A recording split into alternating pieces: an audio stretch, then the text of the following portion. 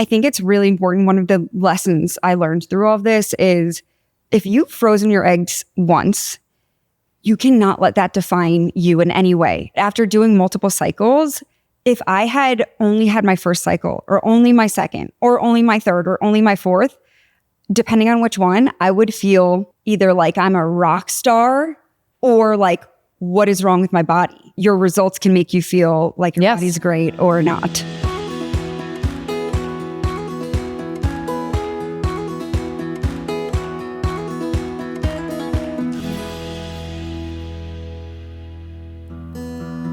If you guys are like me and wanting to be more mindful about what's in your products, how many toxins are in your products, and making sure that you're putting good things on your skin and into your body, I highly recommend Osea. I did a total revamp on all my products, and this is one I have been using and now is a staple in my bathroom. I particularly love their Ocean Eyes Age Defining Serum. I feel like I don't have bags under my eyes anymore, and I just feel really good putting this on my skin, knowing something good is going on my skin and into my body. So if you want to check out Osea's products, use our code QTCPOD10 to get 10% off your first purchase.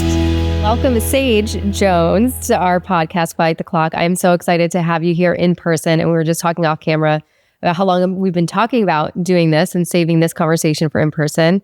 So I can't believe we're actually like sitting here and I've met you in person, and I feel like I have known you for so long because we've been in contact for probably over, we were trying to figure it out, but probably over a year now. Yeah. But I am so excited that you're here, and welcome to Quiet the Clock. Me too. And I just love what you're doing. You already know this, I think, but I just also like coining the term quieting the clock, like amazing.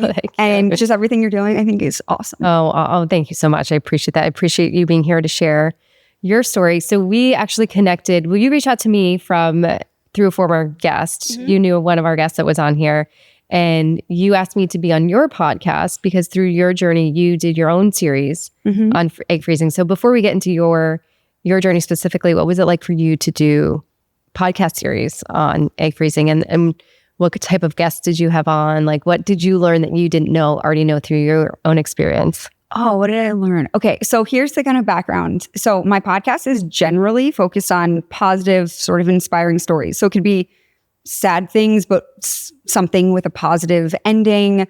It could be happy things, anything with a positive spin.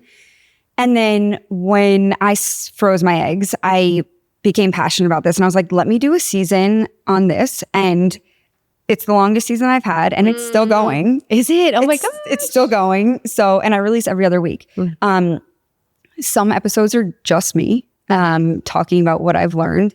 Some are with other people like yourself or like with Ari. I've had her on. I've had someone who was born through an egg donor.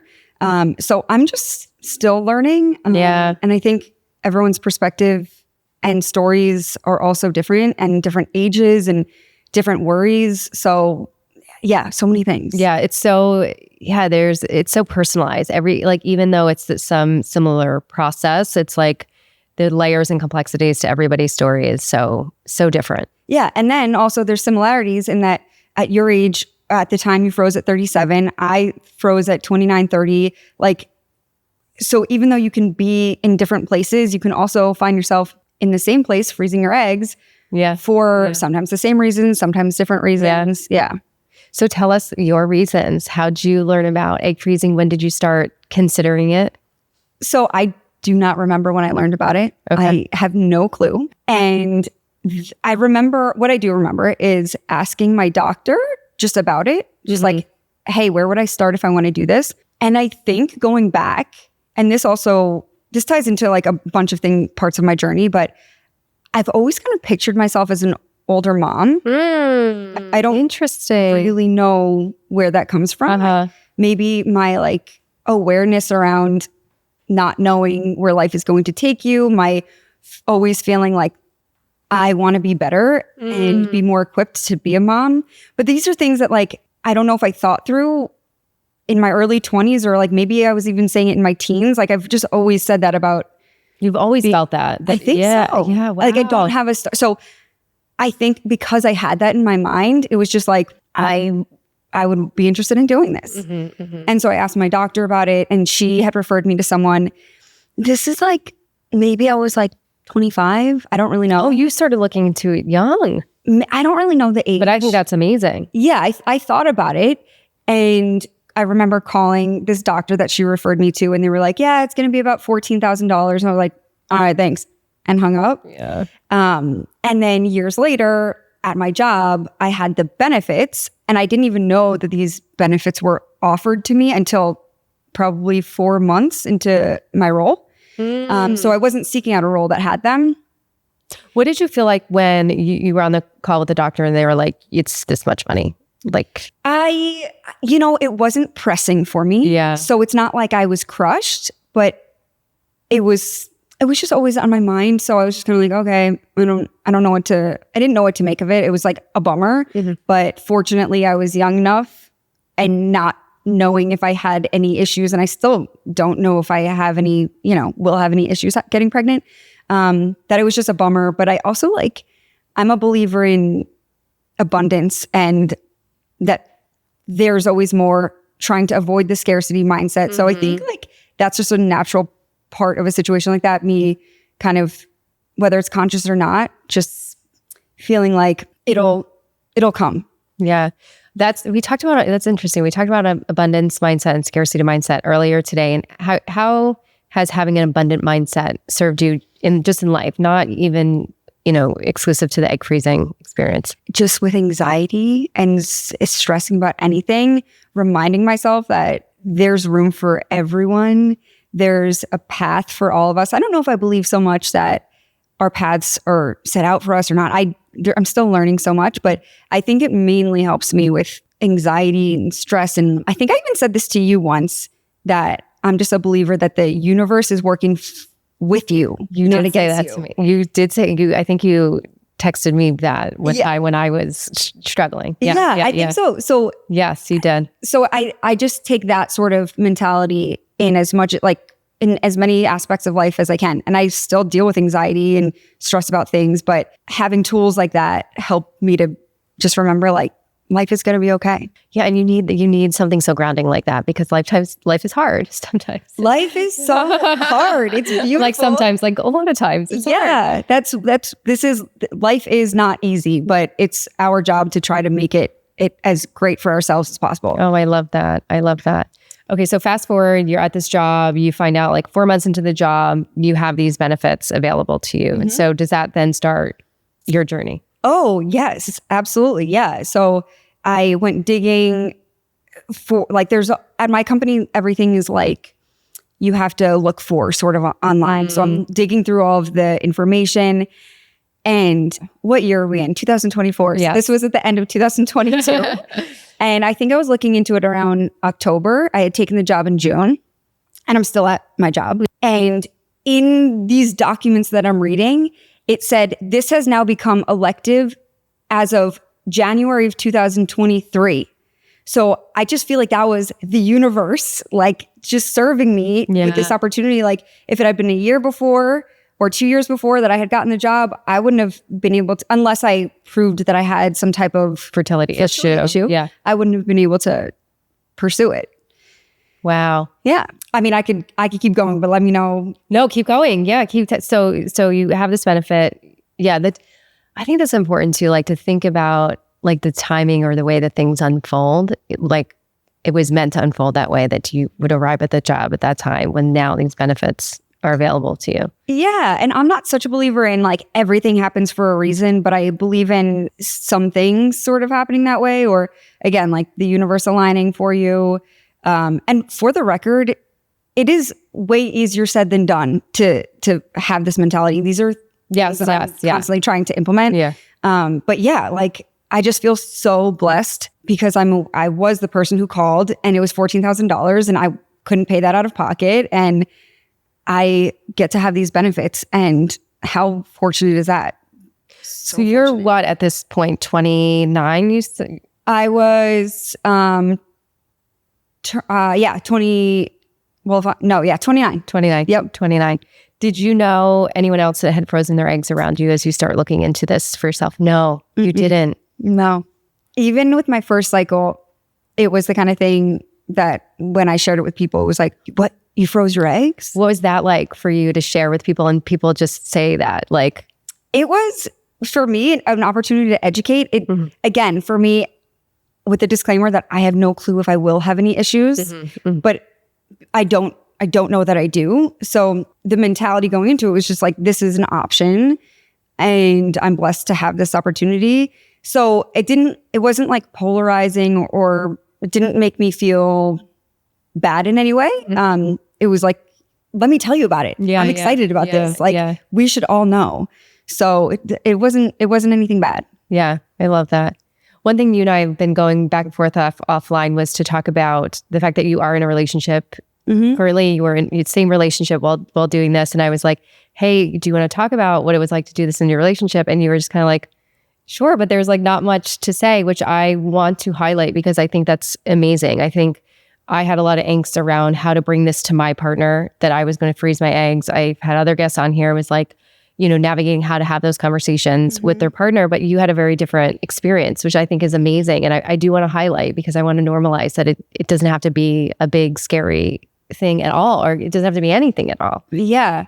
So I'm a very open person. I think maybe this is part of it. And as I told you, I'm like, I don't know if my answer to this will be valuable, but again, I always thought of myself as being likely being an older mom, whatever older means. I was just like, like I said, I don't even remember learning about egg freezing. I don't remember my initial conversation with my partner about it. Like there was no like, what do you think? How do you feel? I don't remember. I mean, I'm sure at some point we kind of talked to some degree, but I don't even remember the initial chat. Right. And I think once people started asking, like when I was doing these egg freeze cycles, because I've done more than one, it made both me and my partner, if I could speak for him, be like, is this a thing? Like, why do people ask almost like as if it's like a bad thing or something? I don't really know. Isn't that interesting too, though? But I think that's like one of the whole like points of the podcast is like just the external messaging that makes us self-doubt. Yeah. Our own like story, our own path, where you guys are just like, it's a non-issue. And then everyone starts asking about it. And you're like, wait, now I asked you about it. Like, wait, should this be an issue? And you guys are just like, start to second guess yourselves. Yeah. And I think my hesitation in like even speaking on it is like, I don't want it to be any negative reflection on my relationship. And I would never think that's the case. Hence me never like thinking twice about it until people started asking. But I think the fact that people ask makes me feel like, are you interpreting this in a negative way? Like, I don't know. It was just an option. Yeah. So I went with it. Yeah. I think we talked about this earlier too, is like, there's so many assumptions people make about why anyone makes any kind of choice. And I was saying earlier, I think sometimes that's just projection of their own stuff or discomfort with their own stuff that they just make assumptions around what other people are doing. Yeah. That's a good point. Yeah. So, and fortunately my partner was always fine with it, So was your partner involved in any way in like the shots or like? No, I was thinking about this too after you asked me if I was comfortable talking about it. And it made me be like, any involvement? No, like that's how little it was a thing for us. He'd be watching, like yelling about the Rangers or something at the TV. And I'd be like at the dining room table doing my shots. Nothing. Like it just was not a thought for us. Yeah. I think the only place where was like any second thought was when I started doing multiple cycles. Then because it changes, like I'm not traveling during that time. I'm not having sex during that time. Like just sort of lifestyle aspects. Yeah. But ultimately he was supportive because it's like, I have these benefits.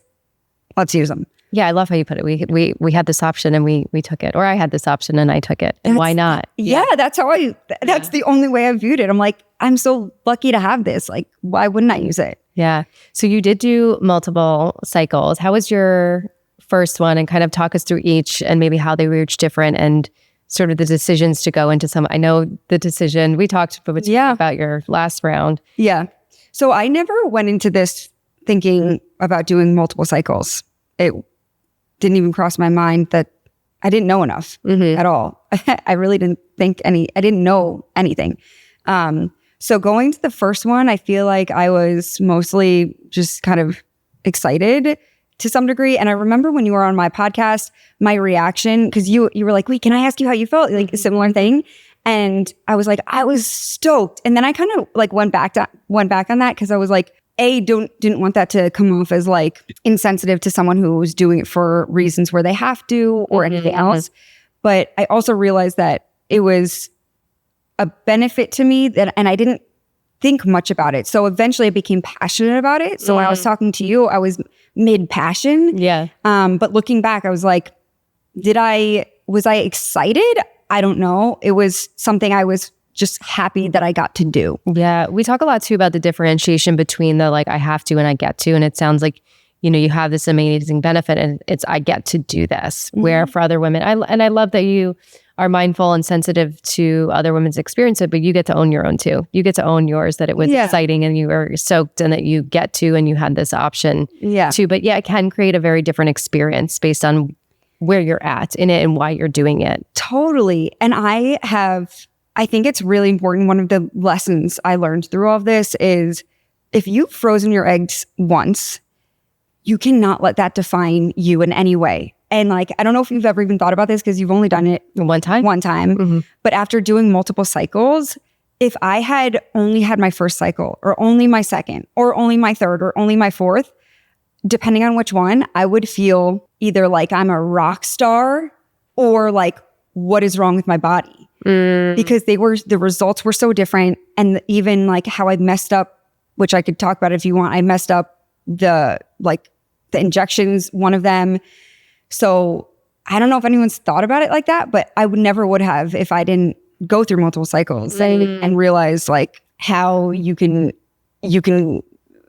results can make you feel like your body's great or not. Oh yeah. I mean, if it doesn't go well, there's so much blame on your body. And I think even for myself going through this fertility journey with the second and having a miscarriage, like I was pissed at my body. Yeah. I was like, fuck you failed me, you're broken, you're all of these things. So yeah, it can really mess with your head depending and attaching to like a number as a success of the experience, and that you're prisoner to what that number says, and you define a narrative based on that. Yeah, I just feel strongly like there's science behind all of this, but our bodies are amazing. They know how to do so many amazing things, including sometimes miscarrying. Sometimes the body does, and that's not always the case for a miscarriage, of course. And I say that from the perspective of hearing just multiple stories, but one in particular, someone I know had miscarried and she ended up doing, I don't actually know the term, the test to see what had been wrong. And this baby would have had a very not good quality of life. And so like what she took out of that was like her body knew that this wasn't a fair chance for this baby. And I've never even tried to get pregnant. Like I'm not sitting here speaking on miscarriage in a way where I hope that doesn't not at all. No. I think to your point though, is our bodies are really intuitive and our bodies are incredible and our bodies know, and that's is one of the main reasons for miscarriages, that like chromosomally normal and your body knows that it's not going to be a viable pregnancy. But yeah, just what you said, that our bodies are amazing, whether it's like fertility or healing or egg freezing, like it's incredible. It's incredible. Yeah. And also on that note, a different example, one of my best friends, she's scared of needles. She was having a baby. She just wanted to go all natural. And it went the complete opposite way. She was in labor. I don't know what is considered labor or not, but she was not able to have her water had broke. She wasn't able to actually do a vaginal birth. And she, for those like 3 days, was just, of course, distraught in so many ways, but was like thinking that this was why is my body doing this? And just to me in the moment, I was like, your body is amazing. It carried this child for 9 months. Yeah, but we do that to ourselves. I know. We blame. Yeah. It's Yeah. And that's how I felt with one of my cycles where it went wrong. But yeah, our bodies are amazing and we can't get ourselves down if they're, not going to do what it's not. Yeah. I mean, it's not going to help us mentally or emotionally. Yeah. Can you share why you did multiple rounds or your decision to do multiple rounds? Because I know that there was a decision to make between the 3 and 4. Yeah. You were unsure if you would do another. Yeah. So I think one kind of just led to another. So the first one was done. And then I was like, okay, I got X amount of eggs. And I'm happy to share or not. I know you generally don't. So I'm just going to say X amount of eggs. Okay. And from my research, I knew that I could do 3 more cycles if I wanted. Given your benefits. Yes. Okay. Actually, at the time, I don't know if I knew that it was 3, but I knew I could do another at least at that point. And so I just was like, okay, let me do another. Like, why not get some more eggs? How'd you do with your first one? Like physically, like did your body handle it well? Any side effects, symptoms? Yeah, overall, I was pretty good with all of them. I don't feel like I had too much physically nor emotionally. And I do deal with anxiety in general. So that was interesting to me. After 1 or 2 of them, like I would say like 2 weeks after I was done, I kind of felt more anxious than normal. And I was like, could this be the hormones or not? I don't know. But physically, I pretty much mainly got bloating. The symptoms varied a little bit. Like at my last 2, I was super bloated. I did 4. And Beth helped me decide to do the 4th because I was on the fence. But after my 3rd, I had trouble breathing. Interesting. And that's I remember you telling me that. Yeah. Yeah. I had gotten more eggs that time. So with ovarian hyperstimulation syndrome, that can happen. And not that I had anything severe, but it was around Thanksgiving and I was having trouble breathing. So I was hesitant to do a 4th, but I was also like, I have these benefits. I should do the 4th. So yeah, they varied, but mostly I was pretty okay. Like my body was okay. And how do you feel after doing 4 and done? Yes. Yeah, I'm done. Yeah. And to speak a little bit on why I was hesitant around the 4th, because this is like these egg freezing is like replicating a natural process, but it's not a natural process. Right. You're, I say, shooting yourself with medicine. So I didn't want to like play the system too much, but at the same time, I'm like, I have these benefits. I don't know when I'm going to become a mom or try. Maybe it'll be when I'm 40. Maybe it'll be next year. I don't know. But if it's when I'm 40 and I would like to have multiple children, then this is going to be in my best interest. But my hesitation became learning that you could potentially put yourself at higher risk for cancer through multiple rounds. And I did a lot. I talked to you. I spoke to Progeny is who I get my benefit from. They had a nurse that you could call. That's amazing. Amazing. Yeah. And I did not know that through all 3 cycles until the 4th. So it just shows how much you learn as you go. Isn't that right? Yeah. Yeah. So true. I did another consult with my doctor and a consult with another doctor. And they pretty much all said, there's not really any proven risk or much proven risk, but they pretty much said there's not any proven risk. So they felt comfortable. I also know that there's not a ton of research on all of this because it's still relatively new. So yeah, very new. And even with that, like sitting down with my doctor, he's like, what are the sources you're reading? Is it a pool of 20 people? He's like, I only trust the ones where there's 500, things like that. I'm like, you can read anything online, but I never thought about it from that perspective. Yeah. So I learned a lot and ultimately decided to do the 4th. And I feel good about that decision. Knock on wood, I hope I never get cancer from this, of course. But I'm so grateful for the benefits and so grateful that I got little eggs in the freezer. Yeah. Is there anything so aside from like learning that you had this access to a nurse in your 4th round, is there anything you wish you knew that you learned by doing 4 that you wish you knew at your first, or that you would share with somebody that's thinking about egg freezing? How long do we have, Beth? Yeah. Hours. Actually, we don't, but yeah. So I think I did this pretty well from the beginning, but definitely not as well as I did. I did not do this as well the first cycle as I did for the rest, educating myself. So the first cycle, I pretty much had my consult with my doctor. And from there, also never saw him again. So that's something that I want everyone to be able to go into a consult and ask, will I see you again? Will you do my vaginal ultrasounds? Are you there to sit with me for any other part of this? Because I did not know that until literally they were calling me to tell me who was doing my retrieval. I know, it's so frustrating. And we had a guest on earlier who is a co-founder of Dandy, which is a company filling the gap on all things like fertility, and they have amazing products and platform. And that was the question, is like, why aren't we managing expectations? Like I was saying to him earlier, like, I wish a doctor would say, hey, you're going to hear from nurses, you're going to see other technicians at your ultrasound, someone different might be doing your retrieval. It's like, I don't think any of that is being said, and there's not being an expectation managed in that way. So you're just like, I got ghosted by my fertility doctor. Yeah. And then to me, I started to feel like, okay, I need to advocate for myself. These are questions I need to ask.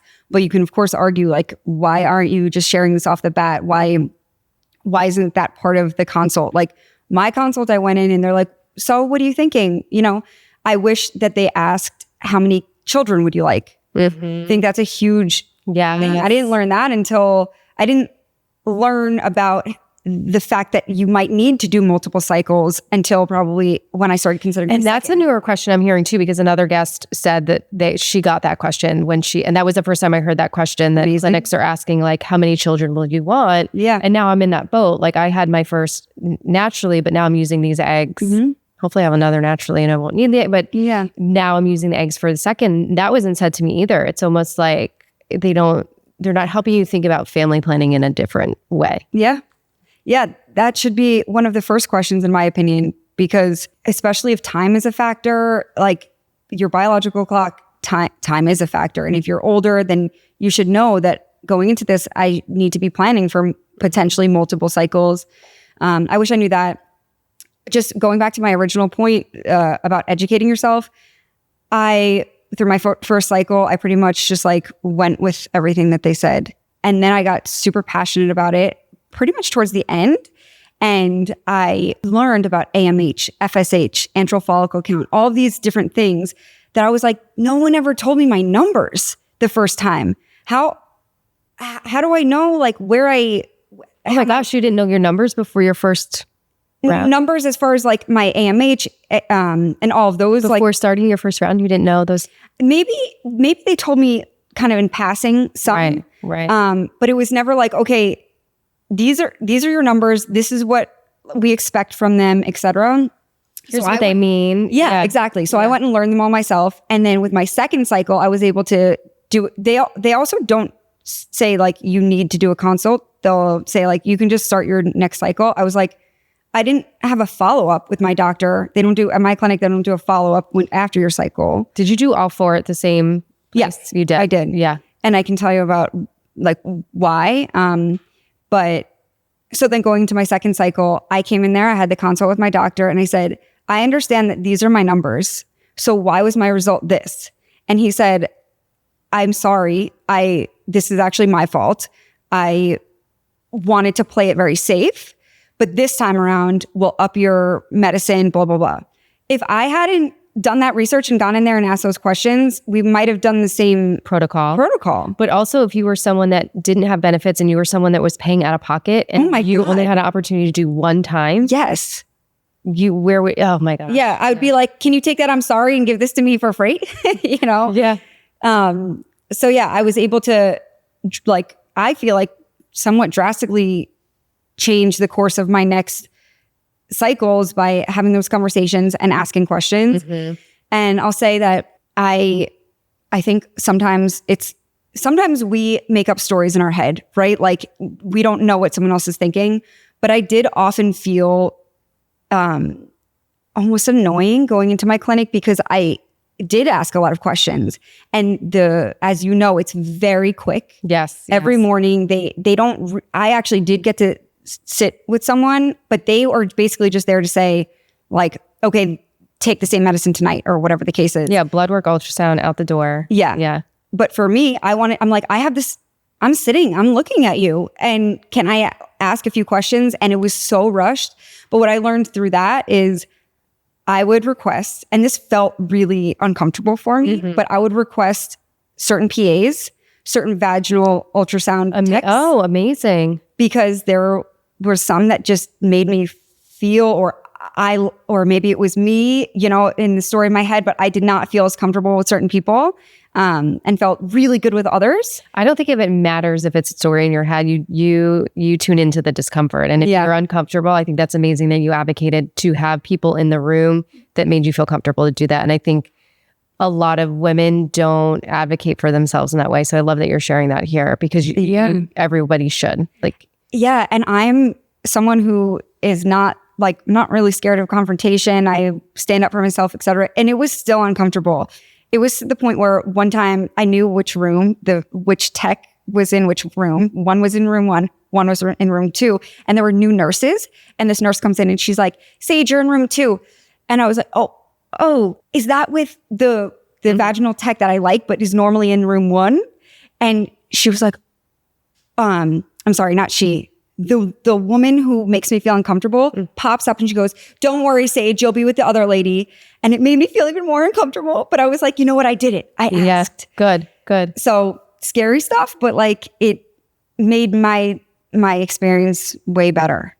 Yeah, I go with a laundry list of questions for my doctor now. Good for you. Only because, and same as you, I did my own research. I did my own education on it. Otherwise, I didn't have the right questions to ask the first time around because I didn't do any of that. Yeah. I feel like you have to. And there's so many amazing podcasts like yours. Also, this podcast As a Woman by Dr. Natalie Crawford. I love it. Oh, yes. She's great. Because she's a doctor, she's able to share so much of what I've learned. It's like one of the biggest sources of where I learned so much. But I also think what I learned is perspective makes a big difference. So I would never sit here and say I didn't like my clinic because there were certain people who made me feel less comfortable than others. Because then there were the really nice people who helped me. So I can't say that about my clinic overall. And also I was getting my blood work done once and it was in a different location and me and this woman started chatting, and the PA that I wasn't comfortable with, she said was her favorite. She was like, oh, I love her because I just need to be told what to do. And for me, I'm like, I need to understand why you're telling me what to do. Exactly. Yeah. And it was like a light bulb for me that, I knew this to some degree, but that if you are getting a recommendation from someone else about a clinic or anything in life for that matter, we should be asking, well, what's important to you? Right. Is it important to just be told what to do or to ask questions? Yeah. But I think even before you can get there is to individually know what is important to you as you go into this experience and any experience. Is to get really clear on what you need. And there's so many unknowns in this experience. And I think your journey having done multiple is that you were able to then say, I have to educate myself a little bit more, to know the questions to ask, to know what I'm comfortable with. And I think it's knowing that first before you can even advocate for it. Yeah. But there's also going to be so many things that you don't know when you go into it that you have to do your best at what you're describing. And then some, once you start learning, because you might not know, if you want to ask questions during your vaginal ultrasound or not, or whatever, there's going to be things that you didn't know what it was like until you start doing it. And then you need to be able to pivot. And when I did with my first cycle, when I did end up with the employees who made me feel less comfortable, I would stress going. I was like, is this going to affect my cycle? Call my mom, call my friend, whatever, call my boyfriend, be like, I hope I don't get her. And then I just learned that you got to advocate for yourself and it's nothing personal. Yeah. I love what you said about the perspective too, because I think there's a lot of opportunity for us to have perspectives that help shape an experience that is better for us. And I know, and I think that there was a time you were thinking about going somewhere else and leaving that clinic, but I think having a wider perspective of but there are nice people there. There are people there that make me feel comfortable. Yeah. Also brings me to a great point that I always now suggest doing multiple consults. Yeah. Don't just go to one place. I only did one, so that's something I didn't know off the bat. But based off of, that discomfort that I did feel sometimes, I think that another clinic would have potentially been maybe a better fit for me. But I really did like my doctor. even though I didn't see him other than the consults. He did one of my retrievals though, but it just landed on his day. And I think it landed on his day unless he came in for me. Let's just say he came in for you.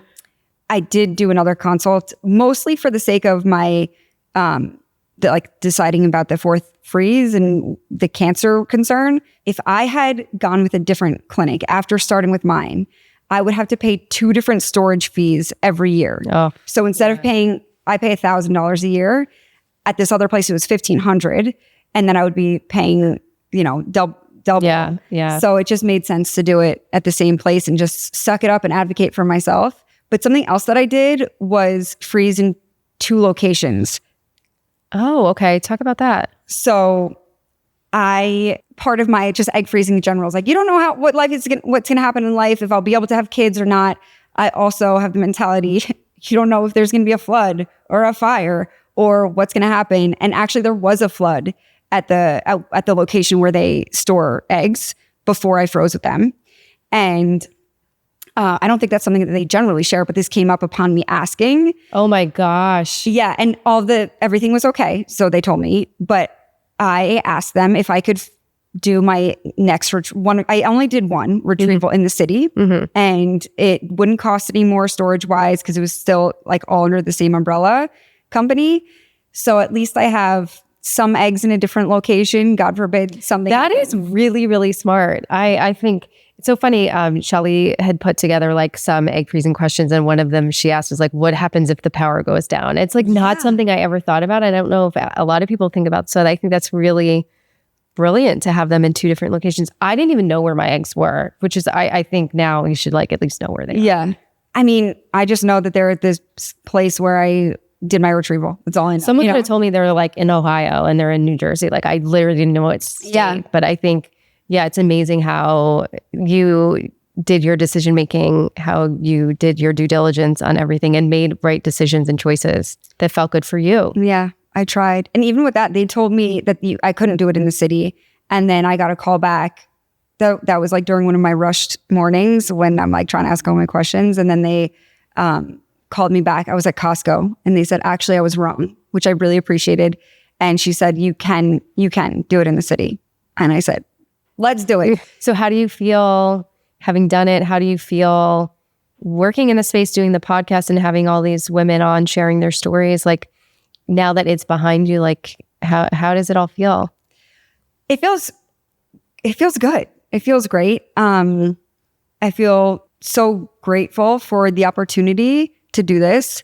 And to be honest, I did 4 cycles in the span of a year. Yeah. So it became like part of my life in this big way, and I was becoming passionate about it. So as much as it was an inconvenience, it also was something I was like, I feel like I got better at every time. And I was becoming so interested in it that it was almost like weird to know that I was about to be done. I know. That's kind of like with anything that's such a big part of your life for so long, when it ends, there's still like, I think there's obviously relief probably, right? But also maybe like a little like, oh, like grief, or that's weird. Yeah. Like this is not going to be part of my world anymore. Yeah. It's a strange thing. And after like a month after, whatever, now I look back and I'm like, oh yeah, I didn't even realize that time has passed and it's fine. But in the moment, like as weird as it may sound, I was kind of like, it's going to be weird to not be doing these shots every day and stuff. But I'll also mention that I totally messed up my second cycle. But one of the medications came in a pen the first cycle, or they call it a pen. It's just a little thing that you don't have to mix yourself and you just click the button. And it was great. It's all relative because you're, giving yourself a shot. But it was great compared to the other ones that I had to mix. Because that's so nerve-wracking. Yeah, the powder and the like solution, whatever. And when your medicine is delivered, or at least with the pharmacy that I was affiliated with or used, you cannot give it back. And this medicine is, even though it had benefits, it's still a lot of money. Yeah. And the second cycle, it was delivered to my mom's place because I stayed with her because it was so much closer to the clinic. And And I'm like, can you take it out? They left it outside. You need to put certain things in the freezer. And she's like, this one says it doesn't need to, and not freezer, refrigerator. She's like, this doesn't need to be refrigerated. It says it. I was like, no, this one needs to be refrigerated. I know. I know from the last time. So I was sent one that I had to mix instead. And I was going to someone's like afternoon birthday party. And I was just very upset about it. Yes. Because I was like, there's so much room for error here. There's so much room for error. And I think it was just sent in incorrectly. It was the right medicine, but not the pen. Mm-hmm. And so I knew off the bat it was not great, but I was like, okay, this is what it is. I can't swap it out. Then I'd be paying however many thousands of dollars. And basically day 3 or maybe 4, I finally realized that I was literally injecting myself with air. I never actually sucked up any of the liquid. Oh my God. How did you finally realize that? So one of the nights I was home with my partner. The other night I was at my mom's because I had an appointment the next day. And both nights I remember going over to each of them going like, does this look like there's liquid in there? And I guess this is why you learn as you go. Eventually I knew to like squirt a little out and to see it, but I guess I wasn't doing that at the time. Ugh. And they both were like, I don't know. I think so. And then this like 3rd or 4th night, I just like went like this and pushed out. There's nothing. And then I'm kicking myself because I'm looking at the number, like how, it's like X amount in each vial. And I'm like, this would never have lasted me 4 nights. Like, why did I not think about this before? So, and when I went in through that process, they're like, oh yeah, your numbers are going up. I was like, that's not, no. How? But when you talk to them, they're looking at your blood work from the day before. So it was like, it's all delayed because you're doing your blood work that morning. And the next morning is when you go again. And they're only seeing your blood work results from the day before. Right. Anyway, ultimately it's, oh my God, panic moment. Cause you want to do everything right and perfect. And like, oh my gosh. And that's a big reason why I did more cycles. Cause I was just like, I got like hardly any eggs out of this one. And so many lessons learned. So many lessons learned. And I think it's so amazing that you are sharing your story, that you're doing a podcast season on all of this, because there's still so much to learn. And there will be more to learn even after doing 4 cycles. Like when you try to get pregnant or your motherhood journey, like there's just so much more to keep learning. But I think hearing you today, like the biggest takeaway is like, do your research, advocate for your voice, even if it's uncomfortable. Yeah, absolutely. Yeah. Thank you so much for being here. It's so nice to have you and be in person and share your story. Thank you for having me. This is awesome. If you're someone struggling or relating to the topics that we're talking about now, and you're feeling the anxiety or the stress or the pressure of feeling like you're running out of time, you're behind, and you want some extra support, check out my group therapy practice in Midtown Manhattan, NYC Therapeutic Wellness. We have an amazing team of clinicians ready to support you in your journey, to help you feel more grounded, to help you feel more grateful, to help you feel like you're just exactly where you need to be. So check us out at www.nyctherapeuticwellness.com.